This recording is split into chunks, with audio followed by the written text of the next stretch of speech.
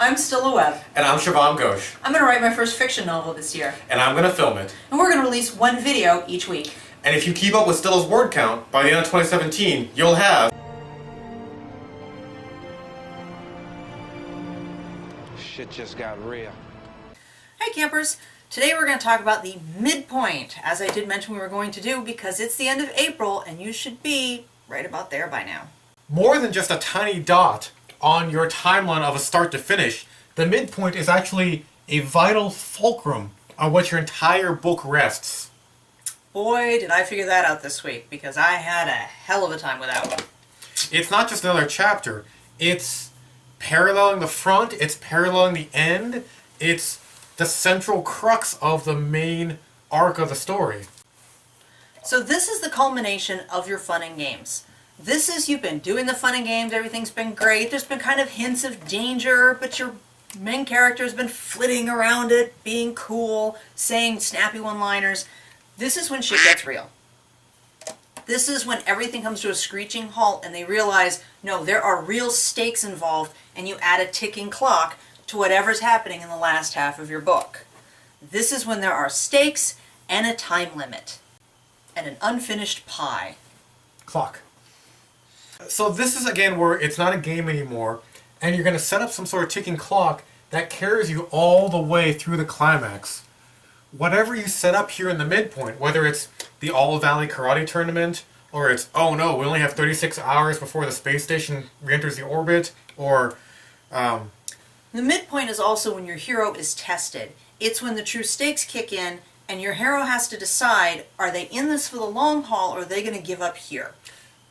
And the really cool part is, they can either pass the test or fail the test. It actually doesn't matter. A lot of people think the heroes have to pass every test along the way. This is where they can have a first major defeat. So Blake Snyder calls this the party at the midpoint, because a lot of people are gathering here for one of two reasons.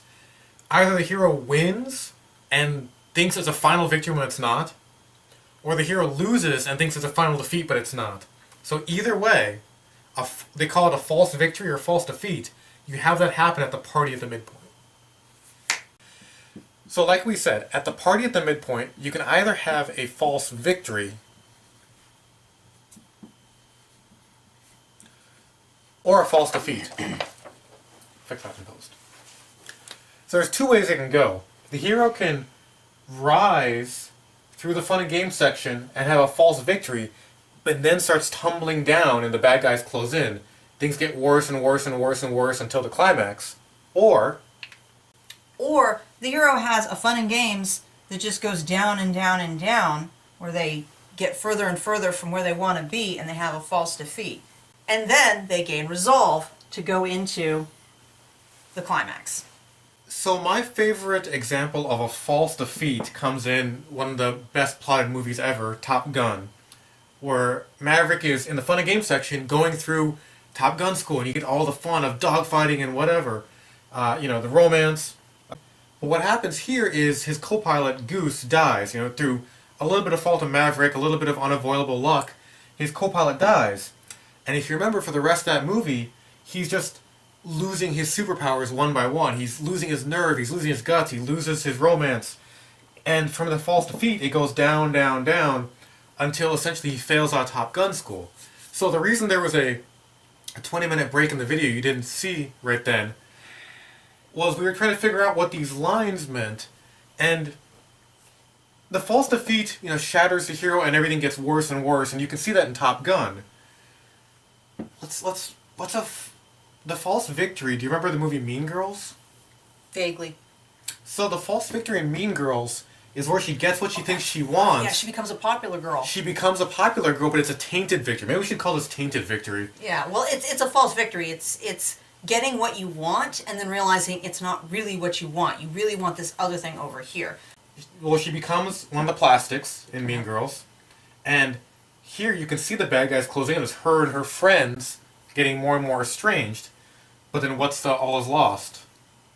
I don't remember. We gotta start having you watch these movies before these. We do, yeah. The all is lost is the Burn book coming out, where her friends turn against her. Oh. Remember? Because all the fun was trying to get the plastics, get on their good side, pulling pranks on them.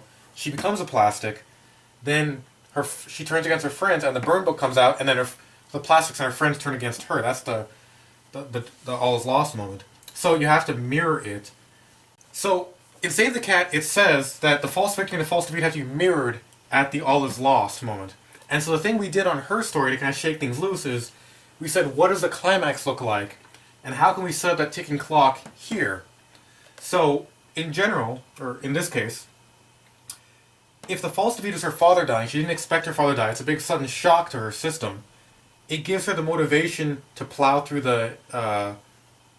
So what I have in mind is a false defeat. This is when she gets serious. This is when shit gets real for her. And she's going to plow through all the problems that are going to come in her way and the bad guys close in. And one of them's going to be her sister. She's just going to keep pushing through that, even when her world is falling apart at that point. Everything's going wrong. Her sister's against her. Her dad's dead. She blames herself. Her sister blames her. I mean, things are becoming an issue. But at the all is lost moment, what she sees is that there's hope for her to redeem her father's death. Yeah. Right? That has to happen here, where her father didn't die for no reason. Now there's hope. And that's what pushes you into the third act is, let's avenge his death. Mm-hmm. Or we can avenge his death. Another way to look at this is with the Dan Harmon story circle. Okay, so again, we'll link to this as well. This is how Dan Harmon, the creator of Community and Rick and Morty, looks at this. Why am I on this side? So you got your story. You're starting off at 12 o'clock. This is the break into two, right? So this is all the debate and stuff we talked about before, the catalyst. So this is the break into two. We're talking about 6 o'clock on the clock. The hero has literally reached his or her lowest point. So they have to meet something. Dan Harmon calls it meeting the goddess. It's a Joseph Campbell, hero of a thousand faces term. So you meet the goddess, and then you're growing, getting stronger, finding yourself, and it shoots you through up to the climax. So, again, go back to the episode we did about plotting for the story circle. You should be getting close to the lowest point on the story circle. The hero is... Yep. Oh. And notice that the two mirror each other. So this is stasis, this is the beginning, everything's great, life is awesome, I'm doing my thing, da-da-da-da. And then here is, everything's terrible, life is horrible, why am I here, what's happening? Yeah. So you need those two to mirror each other. And then they go up towards stasis again. Alright, real talk for a second. Sure. We call this part after the midpoint, the bad guys close in, because it's when you typically, things get worse for the hero, they lose their magic sword, their team breaks up, right? This is when the bad guys take them seriously and really start gunning for them and actually want to kill them. But, just like in the fun and game sections, you had set pieces. You had a couple of big scenes that you planned, that you put in the book. In the bad guys close in section, you also have set pieces. You can have big fights, big battles, subway, fights or whatever. It's just not as freewheeling as the fun and games because of what happened at the midpoint. Maverick can't have as much fun at Top Gun School with the dogfights because Goose is dead. What's the chick? Katie from Mean Girls can't have as much fun with the plastics because her friends are leaving her. Yeah. But you still have big set pieces in this area. So don't think that just because you're out of fun and games, you don't have any more set pieces or special effects budget. And that literally just gave me an idea for my bad guys closing. What? They go to the other court. Yeah, Durr! Yeah. Durr! We talked about this. Yeah. For people watching at home, this is the culmination of a 2-week-long discussion we were having about her story. You gotta go to both fairy courts. Yeah. Yeah.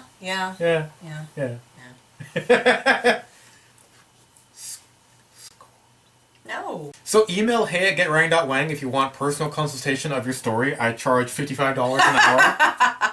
And we can get you over this hump. Go ahead and just bowl through this part. Take some time to figure out what your fulcrum of your story is. Keep going.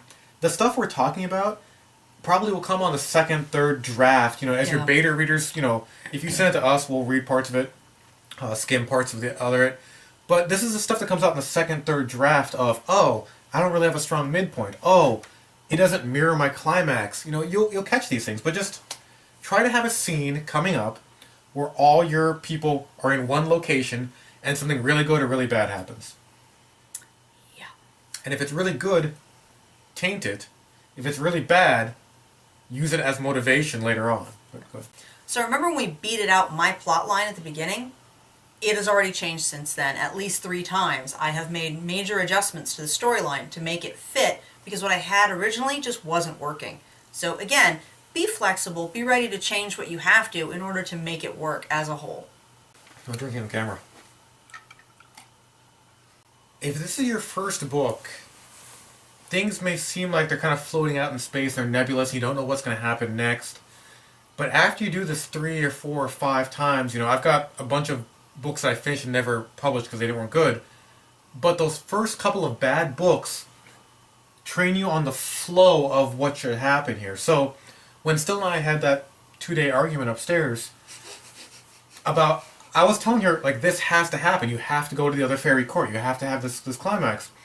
And she was saying no. It makes sense at the end. It doesn't make sense before that. Right, but I'm saying in terms of, it gets better is what I'm saying. You'll do a couple of books and you'll start to feel how a natural flow of the story usually goes. And certain things will just start sticking out. And that's when it gets really fun. When you can plot out, you can have an intuitive feel, just like when you're playing the guitar and you know when the guitar's out of tune. You can have an intuitive feel. So keep at it. I know. Oh, go ahead. Or you're listening to a song and you just know where the song's going to go, even though you don't actually know the song. Yeah. So keep at it. If this is your first book, that's fine. Keep at it. We're gonna, after you do it a couple times, it's gonna get really fun. That's how you know you're a master at this, or that's how you know you're mastering. Yeah, that's how. Okay, yeah. That's how you know you're mastering this, is when you start getting this sense of where the story should go, and it's really fun. I can tell you, I can do it with short stories and with longer stories. I was trying to say it gets better. Yeah, it does. It does get better. So for your homework, remember, it gets better. This stuff will get easier. But have a party at the midpoint. Gather all your characters together and have something really good or something bad happen that will affect the end, mirror the end.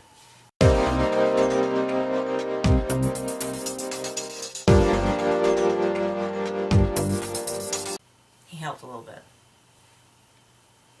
None of his suggestions were good. Not a one. But yet, like seeds planted in the gentle breeze, they eventually became great waterfalls that solved your problem. Sure.